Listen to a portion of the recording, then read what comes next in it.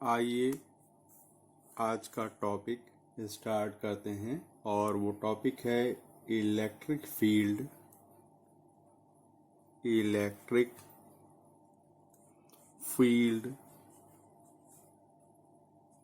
Due to a point charge।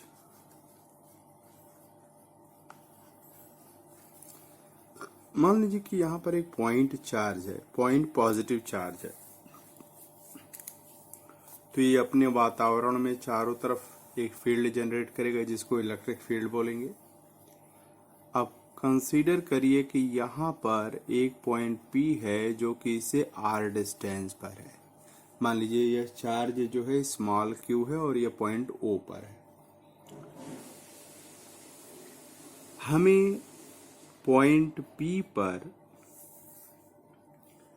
इस source charge Q के द्वारा कितना इलेक्ट्रिक फील्ड प्रोड्यूस हो रहा है उसके लिए हमें फॉर्मूला निकालना है जिसके जरिए हम मेजर कर सकें। तो आप जानते हैं कि इलेक्ट्रिक फील्ड के मेजरमेंट करने के लिए आपको क्या रखना पड़ेगा, यहाँ पर टेस्ट चार्ज रखना पड़ेगा। टेस्ट चार्ज कैसा होता है? पॉजिटिव होता है और वेरी वेरी स्मॉल होता है।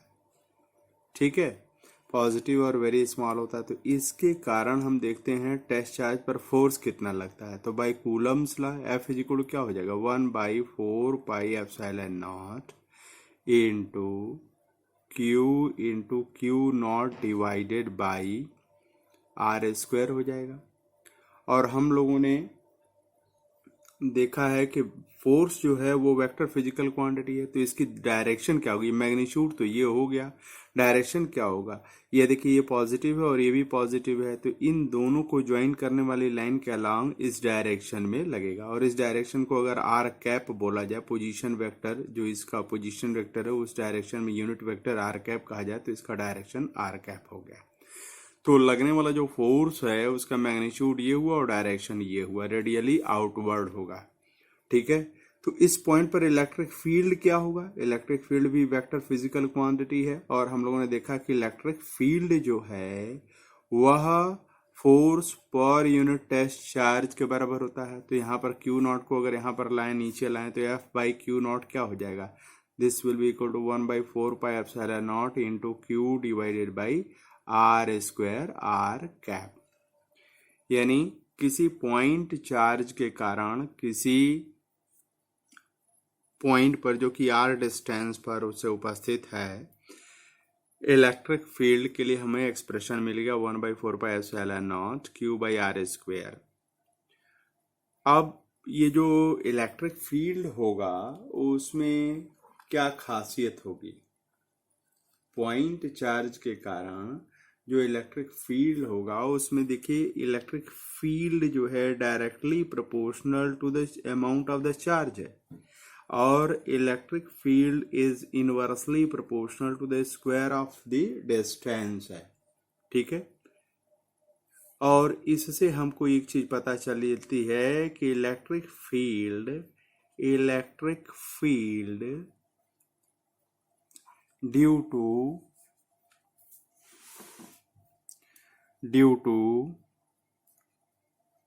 a point charge is radial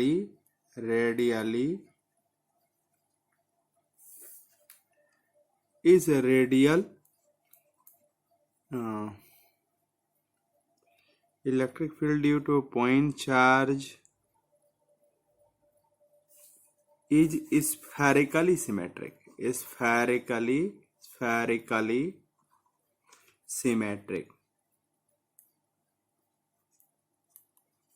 इसका क्या मतलब है?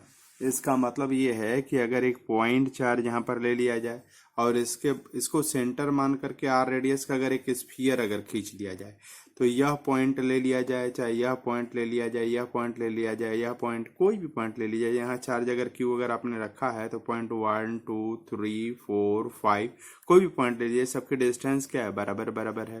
ठीक है, तो इलेक्ट्रिक फील्ड किन बातों पर डिपेंड कर रही है? सोर्स चार्ज Q पर और उसके डिस्टेंस, दिए हुए पॉइंट के डिस्टेंस पर। तो यह सोर्स चार्ज तो हर पॉइंट के लिए क्या है? क्यू ही है, और हर पॉइंट चूंकि स्फीयर के ऊपर उपस्थित है, ध्यान रखिएगा सर्किल नहीं है ये, स्फीयर है, ये गोला टाइप का, ठीक है, स्फीयर के ऊपर उपस्थित है, तो हर पॉइंट के डिस्टेंस सेंटर से क्या है, 4 से बराबर है, तो आर हर पॉइंट के लिए सेम है, क्यू हर पॉइंट के लिए सेम है, तो इस हर पॉइंट पर इलेक्ट्रिक फील्ड का जो मैग्नीट्यूड होगा वो क्या होगा, सेम होगा। इसीलिए हम कहते हैं electric field is spherically symmetric. ठीक है, हाँ ये जरूर है कि यहाँ डायरेक्शन इधर होगा, यहाँ पर डायरेक्शन इधर होगा, यहाँ पर डायरेक्शन इधर होगा, यहाँ पर डायरेक्शन इधर होगा, यहाँ डायरेक्शन इधर होगा, यहाँ डायरेक्शन इधर होगा, बट स्फीयर के हर पॉइंट पर इसका मैग्नीट्यूड सेम होगा। इसी के लिए शब्दावली जो यूज की जाती है वो कहा जाता है electric field due to a point charge is spherically symmetric, है ना।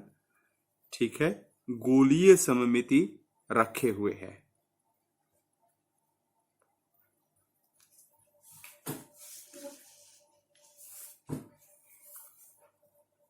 अब आइए इलेक्ट्रिक फील्ड के केस में जो है सुपरपोजिशन प्रिंसिपल को पुनः देखते हैं। Superposition principle in case of electric field मान लेते हैं क्षण भर के लिए कि हमारे पास एक स्क्वायर है, ठीक है, स्क्वायर के प्रत्येक कॉर्नर पर हमने एक पॉजिटिव चार्ज क्या रख दिया है, पॉजिटिव चार्ज क्यू रख दिया है। ठीक, इस पॉइंट को ए नाम दे दिया, इसको बी दे दिया, इसको सी दे दिया, इसको डी दे दिया। अब ये डायगोनल्स के इंटरसेक्शन पॉइंट ओ है। हम ये जानना चाहते हैं कि इस पॉइंट पर कुल कितना इलेक्ट्रिक फील्ड उत्पन्न होगा, किसके कारण, इन सभी चार्जेस के कारण। तो अगर कूलम्स लॉ का उपयोग करके निकालना तो केवल एक ही चार्ज के कारण यहाँ निकल पाएगा, लेकिन यहाँ पर कितने चार्जेज हैं, कई चार्जेज हैं। तो इसके लिए हम कूलम्स लॉ और सुपरपोजिशन प्रिंसिपल दोनों का उपयोग करेंगे।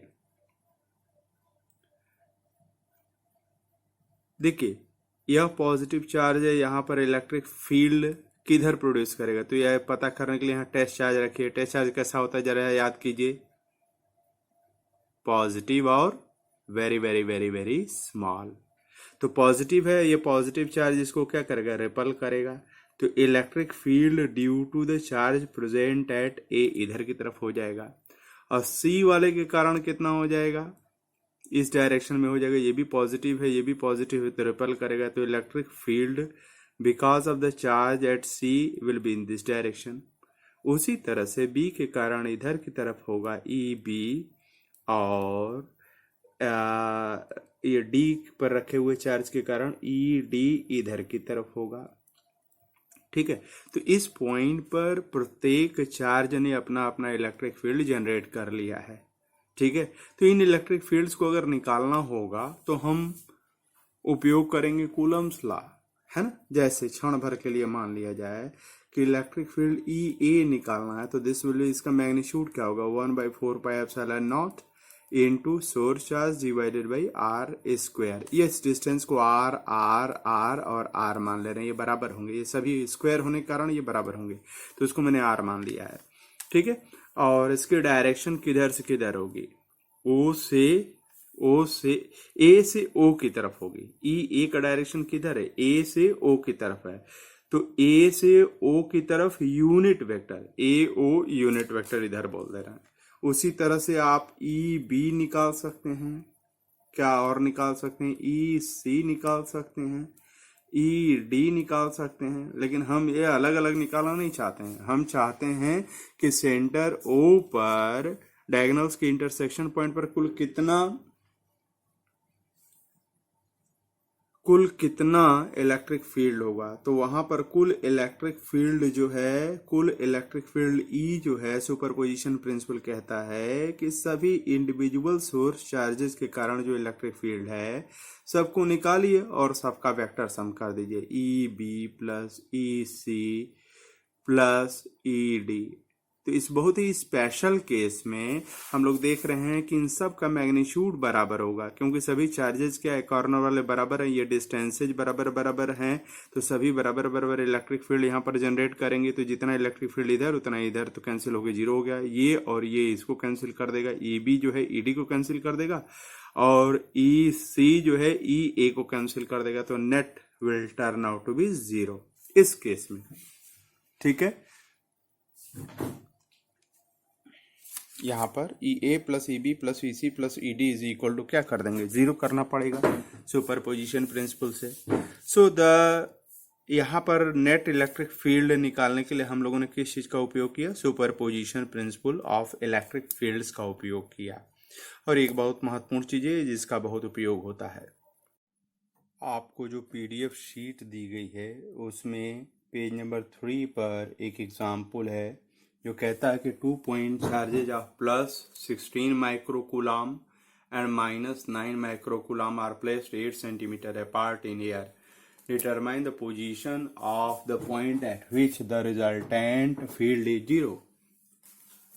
यहाँ पर इस सवाल के अनुसार क्या है, यहाँ पर ये positive this one Q1 is equal to plus 16 microcoulomb and this one है ना, यह पॉइंट P है और यहाँ पर एक पॉइंट जो है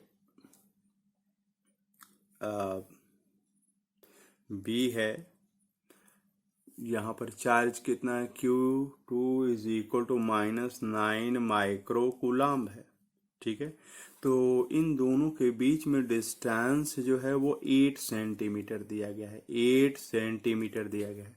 अब ये कहा जा रहा है कि कोई एक ऐसा पॉइंट पी खोज करके निकालिए, उसकी पोजीशन को खोज करके बताइए जहां पर इन दोनों के कारण मिल करके इलेक्ट्रिक फील्ड शून्य होगा। इसका मतलब इसके कारण जो इलेक्ट्रिक फील्ड है और इसके कारण जो इलेक्ट्रिक फील्ड है दोनों क्या कर दें, एक दूसरे को कैंसिल कर दें, that equals to be equal to zero.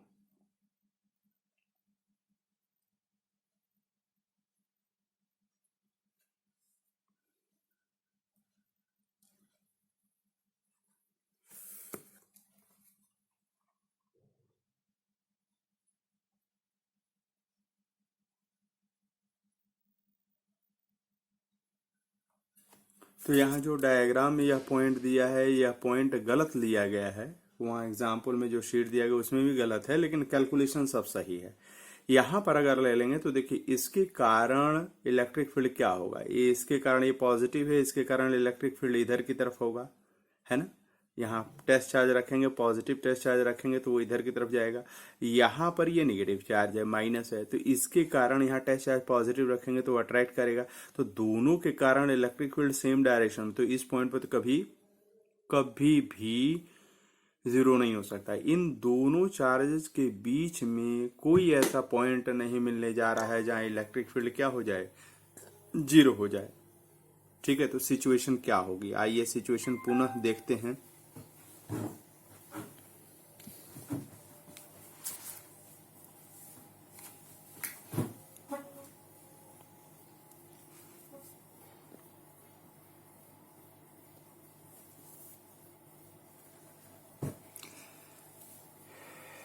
यह चार्ज अगर Q1 है is equal to 16 microcoulomb and this charge is Q2 equal to -9 microcoulomb. तो अगर एक पॉइंट अगर यहाँ पर P लिया जाए, ठीक है, जो कि इस वाले चार्ज से मान लीजिए कि x सेंटीमीटर की दूरी पर है, इन दोनों के बीच में जो है दूरी वो कितनी है, 8 सेंटीमीटर के बराबर है। ठीक है, तो इस पॉइंट पर पॉजिटिव चार्ज के कारण इलेक्ट्रिक फील्ड इधर होगा, E पॉजिटिव इधर होगा, और नेगेटिव चार्ज के कारण क्या होगा, E नेगेटिव इधर की तरफ होगा। ठीक है ना, नेगेटिव चार्ज के कारण इधर होगा। तो हाँ, ये कैंसलेशन का चांस बनता है। तो हमने मान लिया कि चार्ज Q 2 से x डिस्टेंस पर एक पॉइंट P उधर उपस्थित है जिधर चार्ज Q1 नहीं है, या यहाँ इस केस में राइट साइड बोल सकते हैं, जिस पर नेट इलेक्ट्रिक फील्ड दोनों चार्जेस के कारण कितना हो गया है, 0 हो गया है। यानी वहां पर अगर electric field due to the negative ले लिया जाए और electric field due to the positive ले लिया जाए तो दोनों क्या हो जाएंगे, 0 हो जाएंगे। यानी दोनों का मैग्नीट्यूड तो यहाँ पर समान होगा, बट डायरेक्शन क्या होगा, विपरीत होगा। इस पॉइंट के लिए कंडीशन है। तो आइए यहाँ पर मैग्नीट्यूड बराबर होगा तो E minus is equal to E plus, positive charge के कारण इलेक्ट्रिक फील्ड और नेगेटिव चार्ज के कारण जो इलेक्ट्रिक फील्ड होगा वो समान होगा। तो अगर यहाँ पर E माइनस नेगेटिव चार्ज के कारण यहाँ पर इलेक्ट्रिक फील्ड कितना होगा, this will be equal to 1/4 pi epsilon naught into Q2 divided by x square. इससे कितनी दूरी पर है, x डिस्टेंस पर है, x square, and this is equal to इसके कारण कितना हो जाएगा, 1/4 pi epsilon naught into Q1 divided by, यहाँ 8 सेंटीमीटर और यह x सेंटीमीटर है तो 8 plus x centimetre whole square हो जाएगा। ठीक है, सेंटीमीटर है, ये सेंटीमीटर में अगर लेंगे उसका स्क्वायर करेंगे तो मीटर में 10⁻², तो यहाँ 10⁻4 आएगा, यहाँ पर भी 10⁻4 आएगा, ये कैंसिल हो जाएगा दोनों तरफ। तो रखिए चाहे ना रखिए कोई फर्क नहीं पड़ता है, 1/4 पाई एप्सिलॉन नॉट दोनों तरफ कैंसिल हो गया। अब Q2 की वैल्यू रखिए, Q2 की वैल्यू कितनी है, 9 micro coulomb 10⁻⁻6 divided by how much, x square is equal to Q1 16 into 10⁻⁻6 divided by x 8 plus x whole square कर लीजिए। तो यहाँ पर देखिए 10⁻³ कैंसिल हो गया, तो this will equal to how much, 3/x whole square हो जाएगा, and this is equal to 4/8 प्लस x होल स्क्वायर हो जाएगा। इसको आप ऐसे भी लिख सकते हैं 8 plus x divided by x whole square. इसको यहाँ लेते गए, इसको यहाँ लाए, this is equal to 4/3 whole square. अगर इसका स्क्वायर रूट ले लिया जाए तो क्या हो जाएगा, 8 plus x divided by x is equal two plus 4/3 भी हो सकता है और माइनस 4/3 भी हो सकता है। तो यहाँ से दो चैनल निकलते हैं, 8 plus x divided by x is equal to 4/3 या 8 plus x divided by x is equal to minus 4/3। तो अब इसको सॉल्व किया जाए, इधर मल्टीप्लाई कीजिए, इधर मल्टीप्लाई करिए, तो ये 4x हो जाएगा, 4x is equal to 8 3 24 plus 3x है ना। इसको इधर ले जाइए तो x इज इक्वल टू क्या हो जाएगा, 24 सेंटीमीटर हो जाएगा। इस केस में अगर ले जाइए तो 24, ये मल्टीप्लाई करिए, 24 plus 3x is equal to, इसको इधर ले जाइए, माइनस 4x। अब यहाँ पर अगर इसको इधर ले जाए तो -7x इज इक्वल टू 24 हो जाएगा। तो x इज इक्वल टू क्या हो जाएगा, 24 डिवाइडेड बाई -7 हो जाएगा सेंटीमीटर। तो माइनस का क्या मतलब है, माइनस का मतलब ये है x, यहाँ पर x जो है Q2 से इधर है, पॉजिटिव है तो इधर है, तो माइनस मतलब इधर होना। तो इधर तो हम लोगों ने देखा ही है कि इधर इन दोनों चार्जेस के बीच में कोई भी पॉइंट अगर होगा तो वहां पर नेट इलेक्ट्रिक फील्ड 0 हो नहीं सकता है। तो मैथमेटिकली भले ही ये रिजल्ट आ रहा हो लेकिन ये स्वीकार्य नहीं है, क्योंकि यहाँ पर इलेक्ट्रिक फील्ड 0 नहीं हो सकता। यह पॉइंट जो है x इक्वल -24/7 जो है दोनों चार्जेस के बीच का पॉइंट हो जाएगा।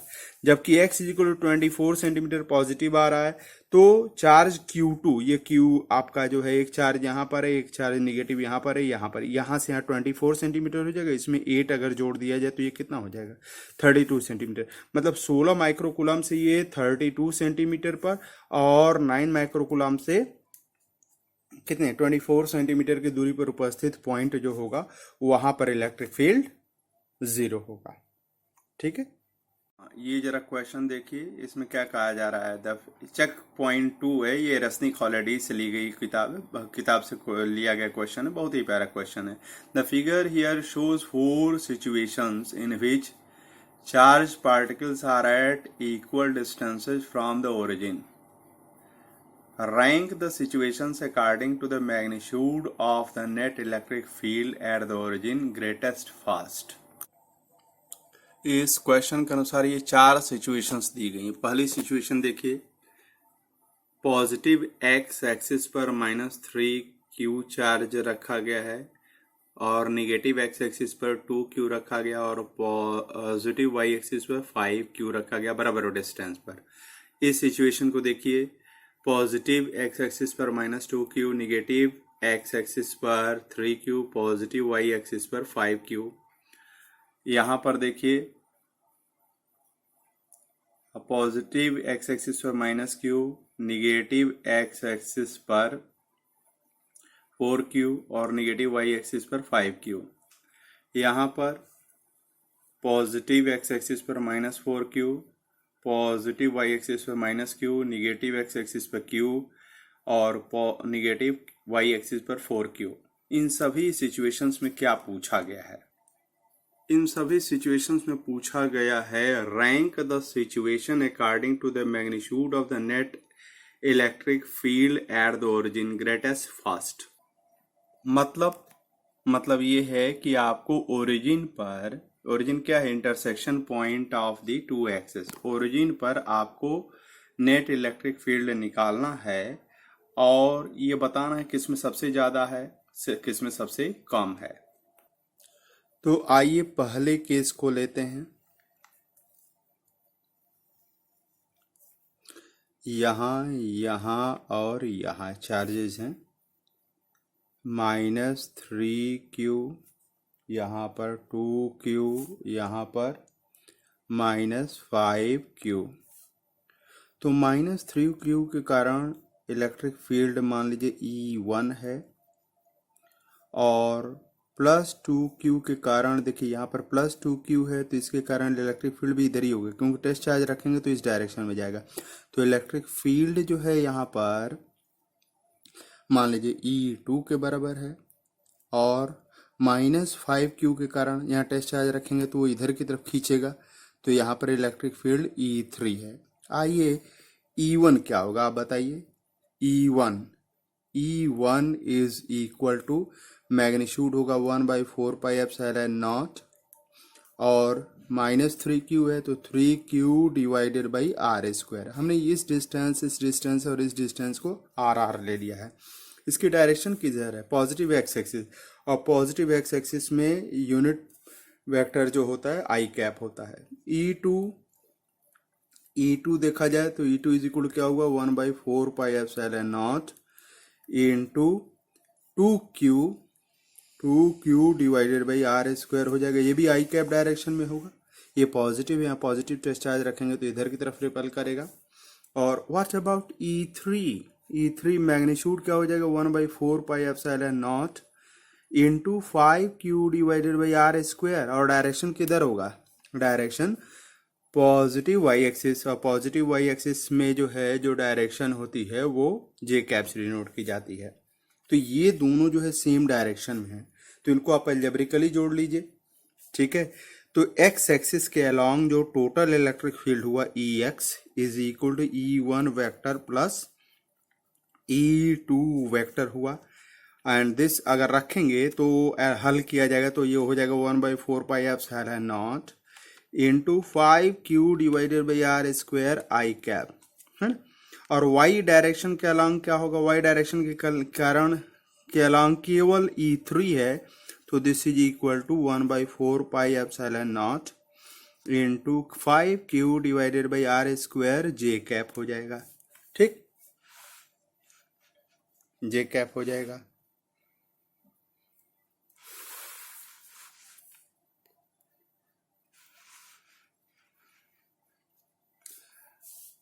तो नेट इलेक्ट्रिक फील्ड क्या हुआ यहाँ पर? अगर आप फिर से देखिए कि यहाँ पर जो है नेट इलेक्ट्रिक फील्ड, यहाँ पर एक इलेक्ट्रिक फील्ड इधर आ रहा है और एक इलेक्ट्रिक फील्ड इधर आ रहा है। यह 1/4πε0 into 5q divided by are square I cap है, और यह 1/4πε0 into 5q divided by are square J cap है।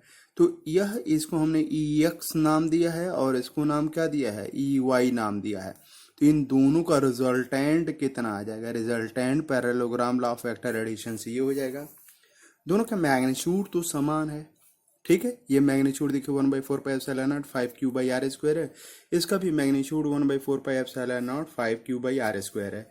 तो निश्चित रूप से इसका मैग्नीट्यूड क्या हो जाएगा, 1/4πε0 पाइथागोरस थ्योरम लगा दीजिए, यह स्क्वायर प्लस यह स्क्वायर बराबर यह स्क्वायर हो जाएगा। तो यह 5 square root of 2q divided by are square हो जाएगा, ठीक। तो फर्स्ट सिचुएशन में इतना मैग्नीट्यूड हो गया। सेकंड सिचुएशन में क्या दिया गया है, सेकंड सिचुएशन में यहाँ पर 3q है, यहाँ पर -2q है, यहाँ पर -5q है। तो -5q है तो इसके कारण इलेक्ट्रिक फील्ड जो हो जाएगा E Y will be equal to 1/4πε0 into 5q divided by are square J cap हो जाएगा। और यह पॉजिटिव है तो इसके कारण रिपल्शन इधर की तरफ होगा, और यह निगेटिव है तो इसके कारण भी रिपल्शन इधर की तरफ होगा। पिछली बार की तरफ निकाल सकते हैं कि ई एक्स दोनों के कारण मिला करके क्या हो जाएगा, 1/4πε0 into 5q divided by are square I cap. तो पुनः इस केस में आप देखिए नेट इलेक्ट्रिक फील्ड क्या हो जाएगा, वही हो जाएगा नेट ई नेट। अगर आप निकालेंगे तो उसका मैग्नीट्यूड जो है that will be equal to 1/4πε0 into 5q into square root of 2 divided by are square हो जाएगा। क्यों, यह और यह का वेक्टर सम अगर किया जाएगा तो यह आ जाएगा। इसका मैग्नीट्यूड और इसका मैग्नीट्यूड वही है जो पिछले वाले केस में इसका और इसका था। तो यहाँ पर जो रिजल्टेंट उसका डायरेक्शन पुराने वाले केस के पहले वाले केस के डायरेक्शन के भी समान है, मैग्नीट्यूड के भी बराबर है, ठीक है। तो इनमें कोई डिफरेंस नहीं है। आइए तीसरा केस लेते हैं। तीसरे केस में क्या है, तीसरे केस में भी सिचुएशन यहाँ पर 4q है, यहाँ पर -q है, यहाँ पर 5q है। तो भाई यहाँ पर 5q है तो इसके कारण इलेक्ट्रिक फील्ड जो होगा भाई ये पॉजिटिव है तो पॉजिटिव टेस्ट चार्ज रखेंगे तो इधर होगा। तो E Y is equal to 1/4πε0 into 5q divided by are square J cap हो जाएगा। इस निगेटिव के कारण इलेक्ट्रिक फील्ड -q के कारण क्या हो जाएगा, 1/4πε0 मान लेते हैं, इसके कारण ये 1 हो जाएगा तो ये हो जाएगा 1/4πε0 into q divided by are square I cap हो जाएगा। और इस पॉजिटिव 4q के कारण भी इधर ही हो जाएगा। तो इसको मान लीजिए E2 है, E2 इज इक्वल क्या हो जाएगा, 1/4πε0 into 4q divided by are square J cap हो जाएगा। तो यहाँ पर देखिए यह इन दोनों यहाँ पर इस डायरेक्शन में जो इलेक्ट्रिक फील्ड होगा इसका और इसका सम हो जाएगा। मतलब इसके कारण जो इलेक्ट्रिक फील्ड है और इसके कारण जो इलेक्ट्रिक फील्ड है दोनों का डायरेक्शन सेम है, मैग्नीट्यूड वाइज अंतर है, लेकिन दोनों को अगर जोड़ा जाएगा तो ई एक्स कितना आ जाएगा, E X is equal to E1 प्लस E2 है ना। दिस इज इक्वल टू क्या हो जाएगा, 1/4πε0 into 5q divided by are square I cap. पुनः इस वाले केस और इस वाले केस के जैसा ही आ रहा है। तो यहाँ पर भी मैग्नीट्यूड में कोई फर्क नहीं पड़ने जा रहा है। This will be equal resultant magnitude of the electric field at the centre will be equal to 1/4πε0 into 5q divided by are square magnitude होगा, सिर्फ मैग्नीट्यूड से मतलब है। अब आइए लास्ट केस देखते हैं। लास्ट केस में क्या है, लास्ट केस में है कि यहाँ पर -4q है, यहाँ पर q है, यहाँ पर -q है, यहाँ पर 4q है। तो इस 4q के कारण इलेक्ट्रिक फील्ड इधर होगा और इस -q के कारण भी इलेक्ट्रिक फील्ड इधर होगा। कैसे सर, कैसे पकड़ ले रहे हैं कि इधर होगा, भाई जिस चार्ज के कारण इलेक्ट्रिक फील्ड निकालना है और जिस पॉइंट पर निकालना है वहां पर टेस्ट चार्ज रखिए। टेस्ट चार्ज कैसा होता है, पॉजिटिव और वेरी वेरी स्मॉल। तो यहाँ पॉजिटिव चार्ज रखेंगे तो निगेटिव क्या करेगा, अट्रैक्ट करेगा, तो जिधर फोर्स लगेगा उसी डायरेक्शन में इलेक्ट्रिक फील्ड होगा। तो और यह पॉजिटिव है तो पॉजिटिव वाले को क्या होगा, रिपल करेगा। तो इसके और इस चार्ज के कारण दोनों इलेक्ट्रिक फील्ड इधर की तरफ होगा, और पिछले केसेज की तरह आप देख सकते हैं कि E Y will happen to be equal to 1/4πε0 into 5q divided by are square J cap हो जाएगा। अब यहाँ पर q है तो इसके कारण इधर होगा इलेक्ट्रिक फील्ड, -4q है तो इसके कारण इधर होगा। ई एक्स को पुनः देखिए, ई एक्स वेक्टर है ना, इन दोनों के कारण जो होगा उसका सम होगा, that will come out to be 1/4πε0 into 5q divided by are square I cap. पुनः क्या होगा, रिजल्टेंट वही आ जाएगा। तो प्रश्न केवल आपको जज करने के लिए पूछा गया है कि आप सुपरपोजिशन प्रिंसिपल और कूलम्स लॉ के द्वारा एक पॉइंट चार्ज के द्वारा जो इलेक्ट्रिक फील्ड प्रोड्यूस होता है उन चीजों को मिला करके आप कैलकुलेशन कर सकते हो कि नहीं। ठीक है, तो बेसिकली इसमें जो है सुपरपोजिशन प्रिंसिपल को जज किया जा रहा है कि आपने समझा है कि नहीं। डिफरेंट चार्जेस का कॉन्फ़िगरेशन दिया जा रहा है और आपसे ओरिजिन पर निकालने के लिए क्या पूछा जा रहा है, नेट इलेक्ट्रिक फील्ड, और ये पूछा जा रहा है कि किस केस में सबसे ज्यादा होगा। तो उत्तर क्या है, किसी भी केस में सबसे ज्यादा नहीं होगा, सभी केसेज में इलेक्ट्रिक फील्ड क्या होगा, सेम होगा। लेकिन याद रखिए चार्ज डिस्ट्रीब्यूशन हर केस में क्या है, अलग अलग है। तो ऐसा हो सकता है कि चार्ज डिस्ट्रीब्यूशन पहले, दूसरे, तीसरे और चौथे केसेज में अलग अलग है, मतलब, लेकिन electric field at the centre क्या है, वो सेम आ रहा है।